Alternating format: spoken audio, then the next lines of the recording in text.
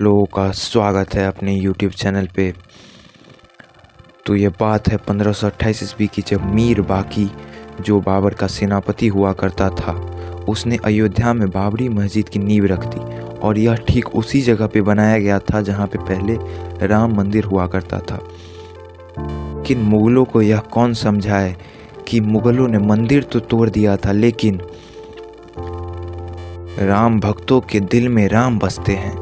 लगभग 500 वर्षों के इंतजार के बाद 2019 में सनातन की जीत हुई है और 22 जनवरी 2024 के दिन राम लला टेंट से निकलकर फिर से राम मंदिर में विराजमान होंगे।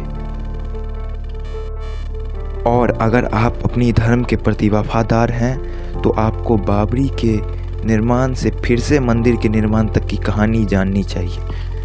तो चलिए वीडियो को शुरू करते हैं।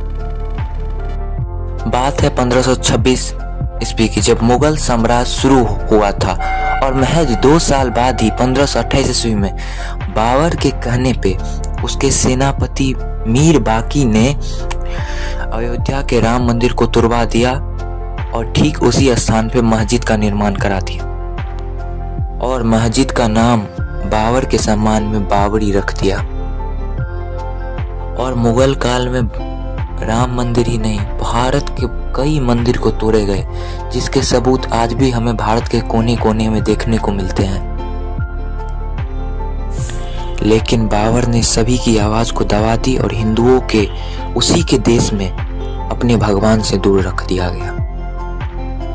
इस कहानी में मोड़ तब आया जब 1813 ईस्वी में फैजाबाद के ब्रिटिश अफसर ने एक रिपोर्ट तैयार किया जिसमें कहा कि मस्जिद में हिंदू मंदिर के अवशेष मिले हैं, जिससे हिंदू संगठन का दावा किया गया कि 1528 ईस्वी में बाबर ने मंदिर को तोड़ के मस्जिद का निर्माण करा दिया।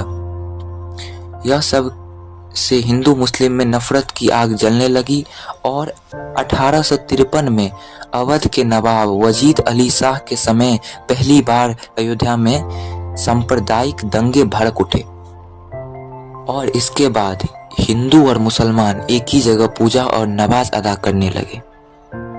अब आप लोगों के मन में यह प्रश्न उठ रहा होगा कि नमाज और पूजा एक जगह कैसे, तो चलिए इस बात को भी हम आपको समझा देते हैं।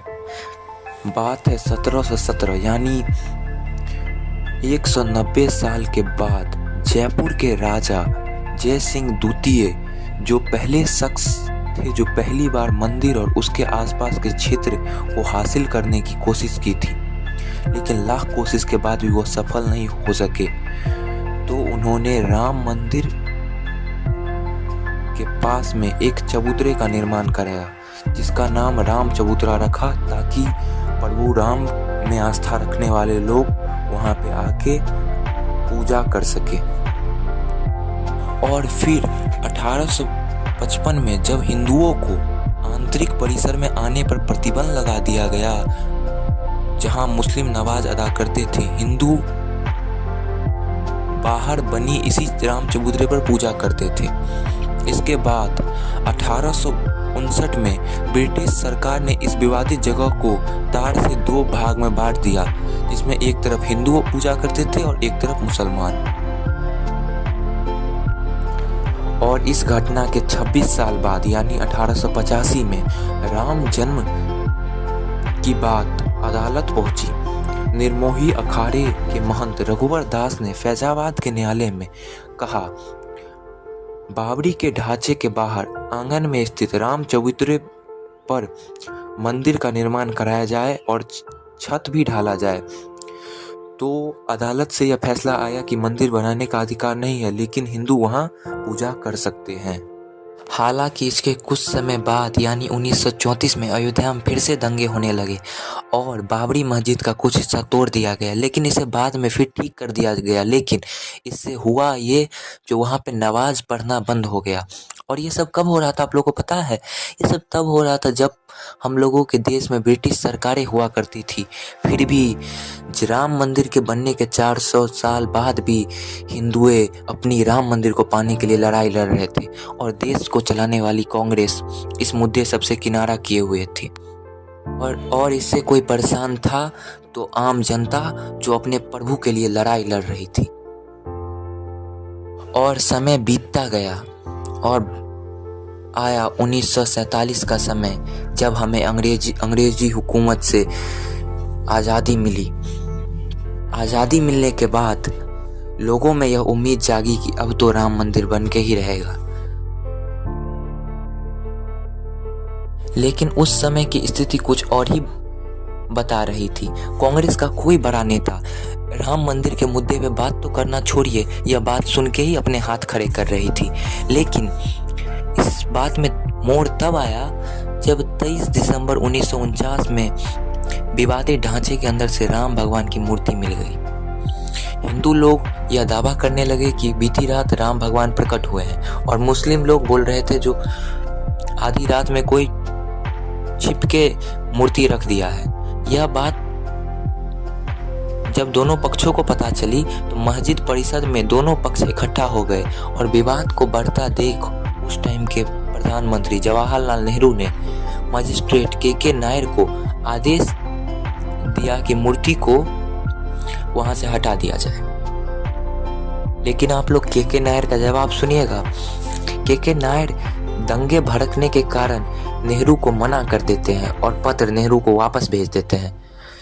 और जब नेहरू को वापस पत्र मिलता है तो नेहरू फिर से के नायर को पत्र लिखते हैं जो मूर्ति को हटा देने के लिए, लेकिन के नायर जी फिर से मना कर देते हैं। इस घटना के बाद ही फैजाबाद के कोर्ट के द्वारा बाबरी मस्जिद को विवादित भूमि घोषित कर दिया जाता है और उस भूमि पर ताला लगा दिया जाता है। जिसके बाद से 1950 में फैजाबाद सिविल कोर्ट में 2 अर्जी दाखिल की जाती है, जिसमें पहले अर्जी में रामलला की पूजा की इजाज़त मांगी जाती है, दूसरे में विवादित ढांचे पर भगवान की मूर्ति रखने की इजाज़त मांगी जाती है, और तीसरी अर्जी आती है 1959 ईस्वी में, जब निर्मोही अखाड़े ने इस पर मालिकाना हक जताया था।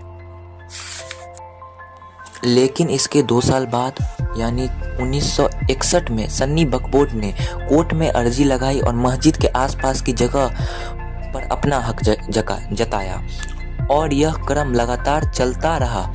कभी हिंदू पक्ष तो कभी मुस्लिम पक्ष विवादित जगह को लेने में अपने दावे करते रहे। लेकिन साल 1980 में बीजेपी के गठन के बाद पार्टी ने खुलकर आंदोलन का मोर्चा संभाला। दूसरी तरफ आरएसएस और विश्व हिंदू परिषद ने भी राम मंदिर की लड़ाई को तेज कर दिया, और तारीख है 24 सितंबर 1984 को बिहार के सीतामढ़ी से राम जानकी रथ यात्रा निकली, जिसमें हजारों लोग जुड़े हुए थे। और 7 अक्टूबर 1884 को यह यात्रा अयोध्या पहुंचकर सरजू नदी के तट पर लाखों लोग जुड़कर यह संकल्प लेते हैं कि मंदिर वही बनाएंगे, और यह यात्रा लखनऊ होते हुए दिल्ली पहुंचती है, क्योंकि 31 अक्टूबर 1984 को दिल्ली के विज्ञान भवन में संतों को जुड़ना था और यह यात्रा वहीं पे समाप्त होनी थी। लेकिन उसी दिन सुबह पीएम इंदिरा गांधी की हत्या कर दी जाती है, जिस कारण यह यात्रा बीच में ही खत्म हो जाता है। इसके बाद आता है साल 1885 का साल, जब राम मंदिर लड़ाई को एक नई दिशा मिलनी थी। इसी साल शाह बानो नाम की एक मुस्लिम महिला अपने पति के तलाक मिलने के बाद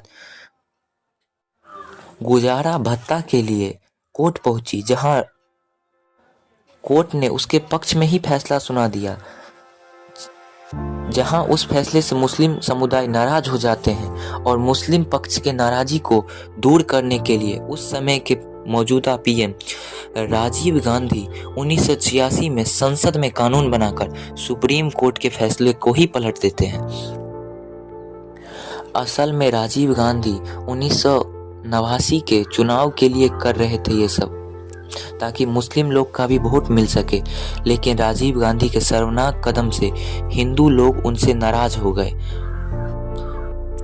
उन पर मुस्लिम समुदाय को खुश करने का आरोप लगा दिया, जिसके बाद इस गलती को छुपाने के लिए राजीव गांधी ने और एक ऐतिहासिक भूल कर दी, और यह भूल थी हिंदू की मां को मानने की।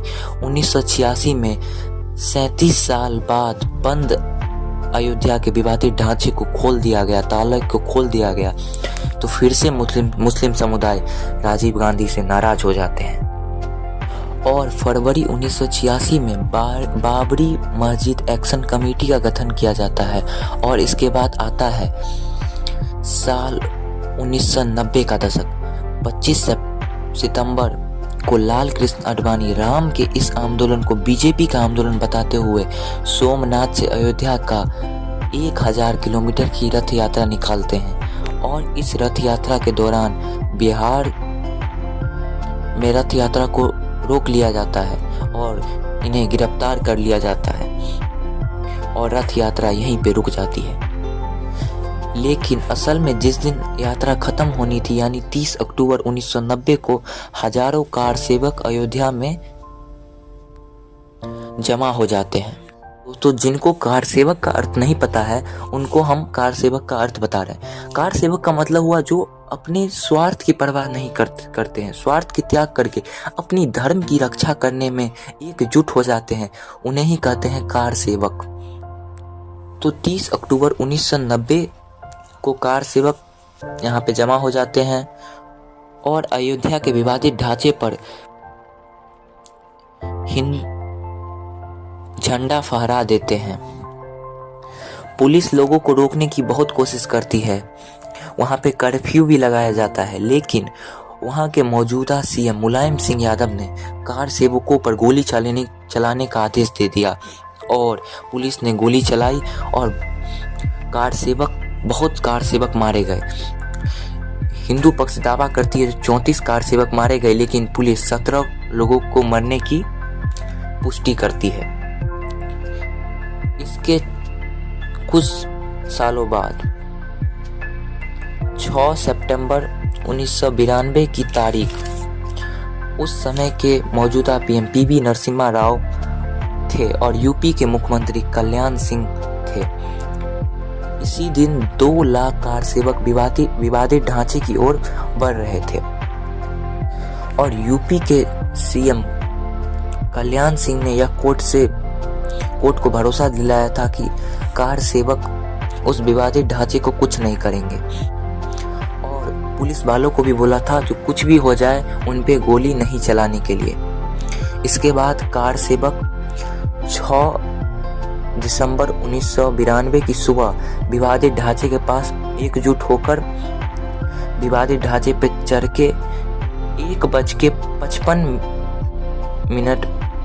पे पहला विवादित ढांचा यानी पहला गुंबद को गिरा देते हैं और 3:30 में दूसरा गुंबद भी गिरा देते हैं और लगभग शाम के 5 बजे तीसरा गुंबद भी गिरा देते हैं। इसके बाद यूपी में हाहाकार मच जाता है और यूपी में राष्ट्रपति शासन लग जाता है और ढांचा गिराने के कुछ समय बाद यूपी के सीएम कल्याण सिंह ने सीएम पद से इस्तीफा दे दिया और इस्तीफा देते समय उनके चेहरे पे एक खुशी दिख रही थी कि जब 2019 में राम मंदिर पर फैसला आया तब उन्होंने कहा कि न ढांचा गिरने का मलाल तब था न आज है, राम मंदिर बनने से मैं इतना खुश हूँ कि मैं अब चैन से मर पाऊंगा। यह कथन थे यूपी के पूर्व मुख्यमंत्री कल्याण सिंह के।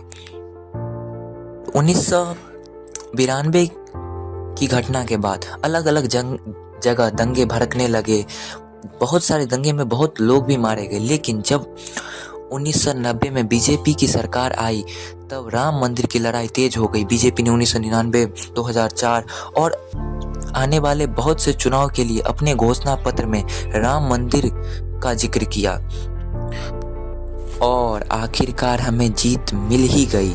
9 नवंबर 2019 को सुप्रीम कोर्ट ने एक ट्रस्ट बनाकर राम मंदिर बनाने का फैसला लिया और वैकल्पिक जगह किसी दूसरे जगह एक मस्जिद भी बनाने का बात बोला, जिसके बाद 5 फरवरी 2000 1920 को एक ट्रस्ट का गठन किया गया और राम मंदिर बनने का कार्य शुरू हो गया।